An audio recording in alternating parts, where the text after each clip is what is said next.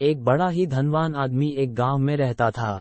जैसे कि ज्यादातर पैसे वालों को होता है, इस धनवान सेठ को भी अपने पैसों का घमंड था। वह जिस गांव में रहता था वहां पर ज्यादातर लोग किसान थे। इन सभी किसानों के पास जितनी जमीन थी उससे कई गुना ज्यादा जमीन इस सेठ के पास थी। कई गरीब किसान तो इसके लिए इसके खेतों में काम करते थे। इसी गांव में मोहन नाम का एक बड़ा ही मेहनती और सच्चा किसान रहा करता था।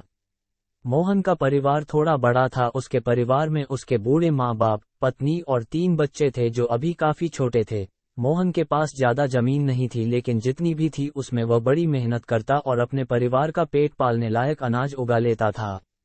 बाकी के किसान भी ये देखकर हैरान रह जाते कि कोई कैसे इतनी सी जमीन में इतना ज्यादा फसल उगा सकता है।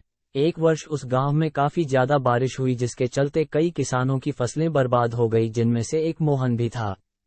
अब मोहन धर्म संकट में पड़ गया, क्योंकि उसके परिवार में उसके अलावा कोई और कमाने वाला था नहीं और अपने परिवार को भूखा मरते हुए वो देख नहीं सकता था। वह जानता था कि इस गांव में अगर कोई उसकी मदद कर सकता है तो वह वही घमंडी सेठ है, जिसने गांव के कई अन्य गरीब किसानों को या तो कर्जा दिया है या तो अपने यहाँ काम पर रखा हुआ है।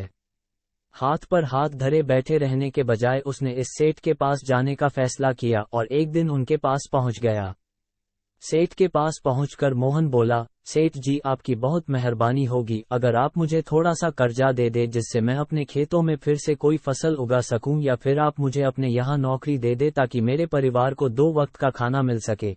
घमंडी सेठ को उसकी इन बातों से कोई मतलब था नहीं, लेकिन गांव के सारे लोगों की तरह वह भी यह जानता था कि मोहन कितना मेहनती है और वह जिस भी खेत में काम करेगा वहां वह 2 गुनी फसल उगा सकता है। सेठ ने सोचा, अगर मैं इसे पैसे उधार देता हूं तो शायद यह इस स्थिति में नहीं है कि मुझे वापस लौटा सके, लेकिन अगर मैं इसे अपने खेतों में काम करवाता हूं तो मुझे जरूर दुगना फायदा होगा। सेठ मोहन से बोला, देख भाई, पैसा तो मैं तुझे दूंगा नहीं और मेरे पास अभी खेतों में काम करने के लिए कई किसान पहले से मौजूद है, लेकिन तुझ पर तरस खाकर मैं तुझे अपने खेतों में नौकरी देता हूं, पर मैं तुझे इसके लिए ज्यादा पैसे नहीं दूंगा। बाकी किसानों को मैं 300 देता हूं, मैं तुझे 200 ही दे पाऊंगा, मरता क्या न करता। मोहन ने सेठ की शर्त मान ली और उसी दिन से सेठ के खेतों में काम करना शुरू कर दिया। 2 महीनों तक नियमित वो सेठ के खेतों में जाकर कड़ी मेहनत करता और देखते ही देखते 4 महीने का काम उसने अपनी मेहनत से 2 महीनों में ही खत्म कर दिया। सेठ उसके काम से काफी खुश था, लेकिन वह कभी उसको ये जताता नहीं था।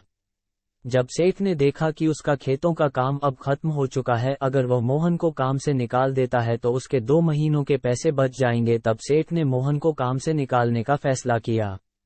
एक बार सेठ को यह विचार भी आया कि इतना मेहनती आदमी शायद उसे दोबारा ना मिले, लेकिन फिर उसने सोचा कि जब अगले साल काम आएगा तब उसे फिर से नौकरी पर रख लेगा। आखिर इस गांव में उसके अलावा है ही कौन जिसके आगे ये लोग अपने हाथ फैलाएंगे।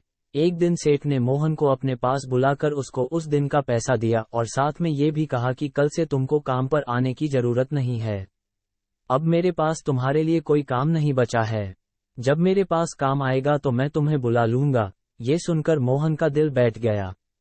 पिछले 2 महीनों से कम ही सही उसके बच्चों और परिवार के पेट में अन्न का दाना जा तो रहा था, अब वह क्या करेगा? यही सोचकर उसकी आंखों से आंसू निकल आए। मोहन ने सेठ के पैर पकड़ लिए और गिड़गिड़ाने लगा, सेठ जी, मुझे इस काम की बहुत जरूरत है, मुझे मत निकालिए। अपने मतलब से मतलब रखने वाला सेठ टस से मज ना हुआ। उसने खरी खोटी सुनाकर मोहन को वहां से चलता कर दिया और मन ही मन 2 महीनों की तनख्वाह बचने से खुश होने लगा। अगले दिन जब सेठ सवेरे उठा और अपने आंगन में आया तो उसने देखा कि मोहन उसके आंगन में बैठा है। सेठ ने उसको पास बुलाकर पूछा कि क्या हुआ, तुम क्यों यहाँ पर बैठे हो? मोहन बोला, सेठ जी, मुझे वापस काम पर रख लीजिए। आप जानते ही हैं मेरी आर्थिक परिस्थिति कैसी है, थोड़ी दया कीजिए। लेकिन सेठ ने उसकी एक न सुनी और फिर एक बार उसे बुरा भला कहकर वहां से जाने के लिए कहा। बेचारा मोहन अपना सिर नीचे झुका के वहां से चला गया। अगले दिन फिर यही घटना दोहराई गई। मोहन फिर सेठ के आंगन में बैठा था। सेठ ने फिर उसको वहां से जाने के लिए कहा। यही घटना अगले कई दिनों तक चलती रही। अब तो मोहन सेठ के हकालने पर भी वहां से नहीं जाता था और वहीं पर बैठा रहता था। एक बार सेठ ने उससे पूछ लिया, तुम कैसे आदमी हो? मैं तुम्हारा इतना अपमान करता हूं लेकिन तुम्हें कोई फर्क ही नहीं पड़ता। तब मोहन ने सेठ से कहा, बुरा तो बहुत लगता है सेठ जी, लेकिन जब घर जाता हूँ और भूख से बिलखते अपने माँ बाप और बच्चों को देखता हूँ तब यह अपमान मुझे कुछ भी नहीं लगता। इतना सब कुछ होने के बाद भी सेठ का दिल जैसे पत्थर का बना हुआ था। उसने मोहन को अभी तक काम पर नहीं रखा और न ही उसका ऐसा करने का कोई इरादा था। एक दिन सेठ ने सोचा कि कुछ दिनों के लिए किसी और गांव चला जाता हूं ताकि मोहन से पीछा छुड़ा सकूं। अगले दिन मोहन के आने से पहले ही सेठ अपने परिवार को लेकर अपने किसी संबंधी के यहाँ चला गया और वहां पर 10 दिनों तक रहने के बाद फिर अपने गांव, अपने घर वापस लौटा। घर लौटते ही सेठ ने आसपास हर जगह नजर दौड़ाई तो पाया कि वहां पर अब मोहन नहीं था। सेठ ने सोचा, मेरी तरकीब काम कर गई, लगता है मोहन से अब पीछा छूट गया है। हालांकि अब सेठ के द्वार पर मोहन नहीं बैठा था, लेकिन मोहन का विचार अभी भी सेठ के मन में घर कर बैठा था। सेठ सोच रहा था, मोहन इतनी जल्दी हार मानने वाला आदमी तो नहीं दिखता है। उसके साथ क्या हुआ होगा? क्या उसे कहीं कोई और काम मिल गया होगा या फिर और कुछ? इन विचारों ने सेठ को बेचैन कर दिया और आखिरकार सेठ को मोहन की खबर लेने के लिए गांव में जाना पड़ा। सेठ को मोहन का पता नहीं मालूम था, इसलिए अड़ोस पड़ोस के अन्य किसानों से पूछने पर पता चला कि मोहन घायल हो चुका है और अपने घर पर आराम कर रहा है। सेठ ने जब उसके घायल होने का कारण लोगों से पूछा तो सेठ को पता चला कि जब सेठ अपना घर छोड़कर किसी और गांव में गया था तब बंद घर देखकर कुछ चोर उसके यहाँ चोरी करने आए थे, जिनको रोकने की कोशिश करते हुए हाथापाई में मोहन चोटिल हो गया था। ये सब जानने के बाद सेठ का पत्थर का दिल भी अब मोम की तरह पिघल गया। सेठ को अपने किए पर पछतावा होने लगा। सेठ ने अपने आप को याद दिलाया कि कैसे उसने एक शरीफ और सच्चे आदमी को ज्यादा काम करवा कर भी उसको पूरा पैसा नहीं दिया और जिसको गले से लगाना चाहिए था उसे ठोकर मारकर भगाता रहा। सेठ मोहन का घर का पता पूछकर उसके घर पहुंचा तो देखा कि मोहन की घर की हालत बहुत खराब है। उसका परिवार भूख से बेहाल है और वह खुद अपने हाथ पैर पर चोट के साथ एक खाट में पड़ा हुआ है। ये दृश्य देखकर सेठ की आंखों से आंसू बह निकले।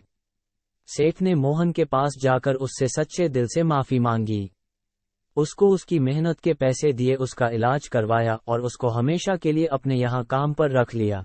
दोस्तों, इस खूबसूरत कहानी से हमें कई पाठ सीखने के लिए मिलते हैं। अगर भगवान ने हमें दूसरों से बेहतर जिंदगी दी है तो हमें उसका फायदा नहीं उठाना चाहिए और हो सके तो जरूरतमंदों की जिंदगी में भी सुधार करने की कोशिश करनी चाहिए। कठिन से कठिन समय में ईमानदारी और सच्चाई का साथ कभी नहीं छोड़ना चाहिए। हाँ, यह मार्ग बड़ा कठिन है लेकिन इसकी मंजिल तक आदमी जरूर पहुंचता है और उसका फल भी अच्छा ही मिलता है। जब तक हम अपने बारे में सोचना बंद नहीं करते तब तक हम दूसरे के बारे में सोच नहीं सकते और उसका दर्द नहीं समझ सकते। किसी ने खूब कहा है, खुद के लिए जिया तो क्या जिया, दूसरों के लिए जीना ही जिंदगी है।